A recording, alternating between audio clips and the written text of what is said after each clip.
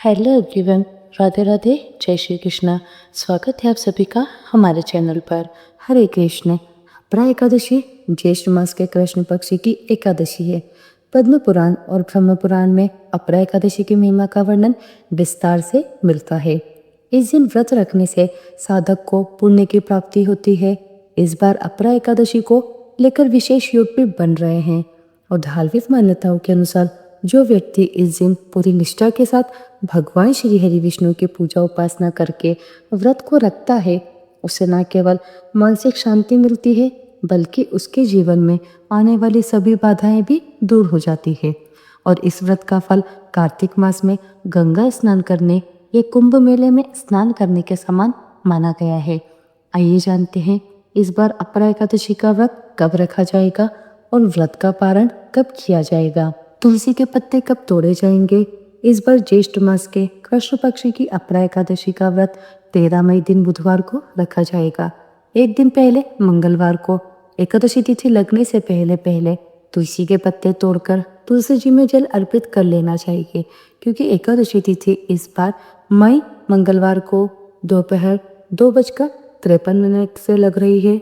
इससे पहले तक दशमी तिथि रहेगी और एकादशी तिथि का समापन 13 मई बुधवार को दोपहर 1:30 बजे होगा। देखा जाए तो एकादशी तिथि इस बार 2 दिन पड़ रही है, मंगलवार और बुधवार को, लेकिन बुधवार को दोपहर से तिथि लग रही है और वहीं इस दिन दशमी तिथि भी है, इसलिए दशमी तिथि मिली हुई एकादशी का व्रत नहीं रखना चाहिए। ऐसे में सभी भक्तों को चाहे गृहस्थ जन हो या वैष्णव जन हो, 13 मई बुधवार को ही सुबह से लेकर अगले दिन के सूर्योदय तक एकादशी का व्रत रखना चाहिए। 13 मई बुधवार को ब्रह्म मुहूर्त सुबह 4:14 से 5:02 तक रहेगा। सूर्योदय होगा सुबह 5:50 पर, सूर्यास्त होगा शाम 6:55 पर और इस दिन प्रातःकाल पूजा मुहूर्त रहेगा सुबह 4:29 से 5:32 तक। यह समय पूजा करने के लिए अत्यंत ही शुभ है, लेकिन इसके बाद भी आप सूर्योदय तक एकादशी की पूजा कर सकते हैं।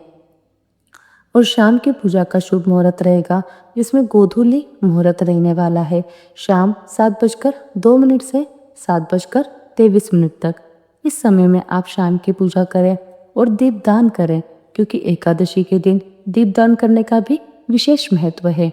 इसके अलावा रात 8:06 तक भी आप शाम की पूजा कर सकते हैं। एकादशी के दिन इस बार पंचक का योग भी बना हुआ है। वहीं इस दिन शिववास कैलाश पर रहेगा दोपहर 1:29 तक और इसके बाद में शिववास नंदी पर रहने वाला है। राहु काल दोपहर 12 बजे से लेकर 1:30 बजे तक रहेगा। द्वादशी तिथि 13 मई दिन बुधवार को दोपहर 1:31 से शुरू होगी। हरिवासर का समय भी इसी समय से शुरू हो जाएगा और द्वादशी तिथि का समापन होगा 14 मई दिन गुरुवार को सुबह 11:20 पर। 14 मई गुरुवार को ब्रह्म मुहूर्त सुबह 4:13 से 5:01 तक रहेगा। सूर्योदय होगा सुबह 5:50 पर, सूर्यास्त होगा शाम 6:56 पर। इस दिन प्रातःकाल पूजा मुहूर्त सुबह 4:29 से 5:32 तक रहेगा। सायंकाल पूजा मुहूर्त शाम 7:02 से रात 8:06 तक रहेगा। इस दिन प्रीति योग सुबह 5:53 तक रहेगा और बाद में आयुष्मान योग प्रारंभ होगा और राहु काल दोपहर 1:30 बजे से 3 बजे तक रहेगा। इस बार 14 मई गुरुवार को गुरु प्रदोष व्रत का संयोग भी पड़ रहा है। हरिवासर का समय 13 मई बुधवार को ही रात 8:30 तक समाप्त होगा।